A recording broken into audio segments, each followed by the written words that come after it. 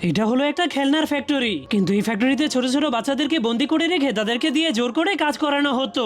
বাচ্চাগুলোকে অনেক কষ্ট করে সকাল থেকে সন্ধ্যা পর্যন্ত নিনজা পুতুল তৈরি করতে হতো। কিন্তু এই লোকটা অনেক টেনশনে ছিল, কারণ এখনই সেই ফ্যাক্টরির মালিক চলে আসবে। এই জন্য সে জলদি করে বাচ্চাগুলোর উপরে চিল্লাতে চিল্লাতে বলতে শুরু করে, জলদি করে কাজ কর। তখনই ফ্যাক্টরির মালিক ভিতরে এসে পানি চাইতে শুরু করে। একটা ছোট্ট মেয়ে তাকে গ্লাসে করে পানি খেতে দেয়, কিন্তু সেই অহংকারী মালিক সেই গরিব মেয়েটার হাতের পানি খেতে রাজি হয় না। যার কারণে শয়তান ম্যানেজার মেয়েটাকে লাঠি দিয়ে জোরে জোরে মারতে শুরু করে দেয়, কারণ এখানে কোনো বাচ্চাদেরকে এই কাজ থেকে 1 সেকেন্ডের জন্য থামতে দেওয়া হতো না। যার কারণে এই বাচ্চাটা কাজ করতে করতে অনেক ক্লান্ত হয়ে ভুল করে তার মালিকের মাফলার দিয়ে একটা নিনজা ডল বানিয়ে ফেলে। যার কারণে সে প্রচন্ড ভয় পেয়ে ক্ষমা চাইতে শুরু করে দিলেও ম্যানেজার তাকে বেধরম পিটাতে শুরু করে দেয়। তখনই মালিক এসে তার কাছ থেকে লাঠিটা কেড়ে নিয়ে বলে, ওকে মারছো কেন?